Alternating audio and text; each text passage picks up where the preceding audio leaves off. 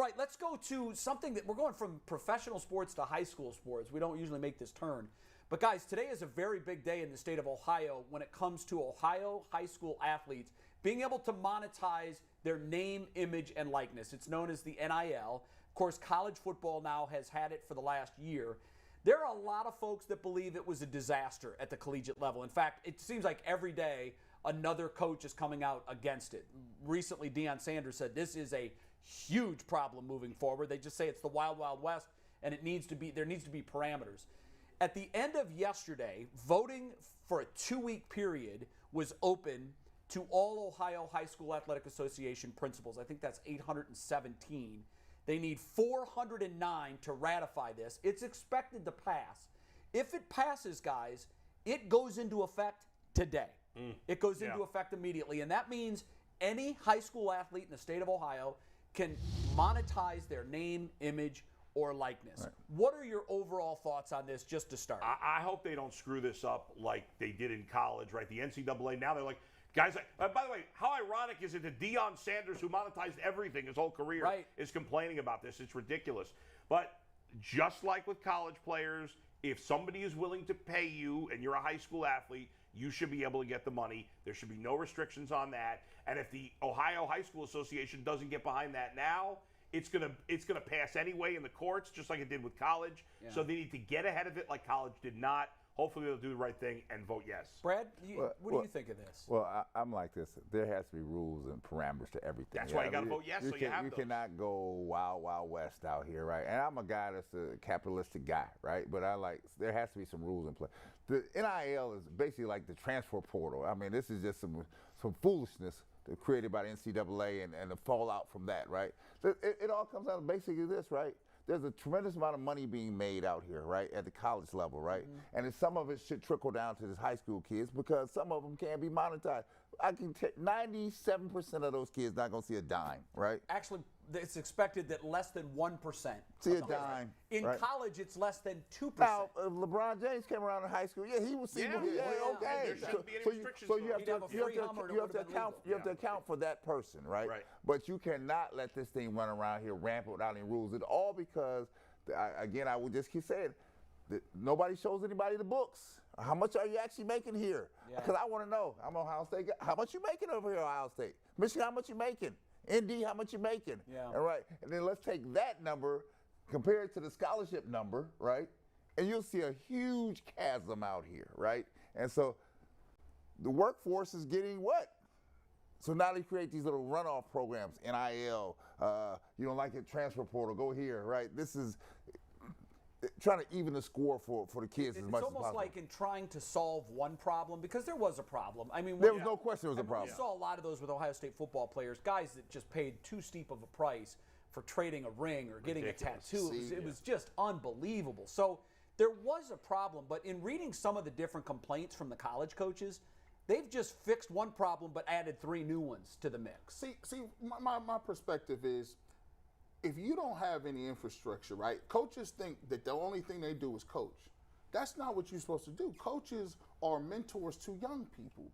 So that includes, hey, that kid over here he's not going to the pros. How you helping them get a job afterwards? Right. Do you got any programs for people that suffer from depression, suffer from not getting a degree? Do you have any infrastructure where you can say, hey, look, we got an academic advisor over here. We got all these extensive boosters, all this different stuff that people are donating millions to the school, but yet and still, we got guys that can't get jobs. We got guys that's working at McDonald's. We got guys that didn't even get a degree. When there's no infrastructure and you don't have that, what I call the Wild Wild West is when you get done playing football and nobody calls you.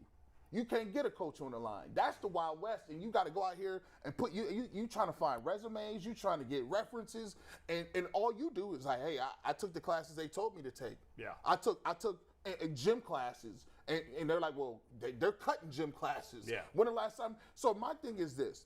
The NCAA and high schools, you have a duty to young people. Get them a job. Make sure you work with them and let them know their career is coming to an end and it's inevitable. The NIL money is here to help a specific amount of people, and there is only going to be 1 or 2 guys, C.J. Stroud, guys that are quarterbacks. But the rest of your team, the predominantly rest of these guys, They're going to hit the workforce. So what are you doing to prepare them to get that check? So let me ask you a question. You think Ohio State is happy about C.J. Stroud getting an NIL deal? No. On the surface, they say they are, but I don't think they are. They want all the money for They're not, because themselves. you're undercutting the program. That's what you're doing. Right. Again, I would say it again. What are the books? What's your intake here, right? Because here, show it to me, right? And then make your case, right? And so this is the problem, G, right? And then to your other point here, a school has to prepare people for beyond this game here. What are you doing? Some institutions, universities, they don't prepare you for nothing. You on your own, right? Good luck, bruh, after the end. Good luck.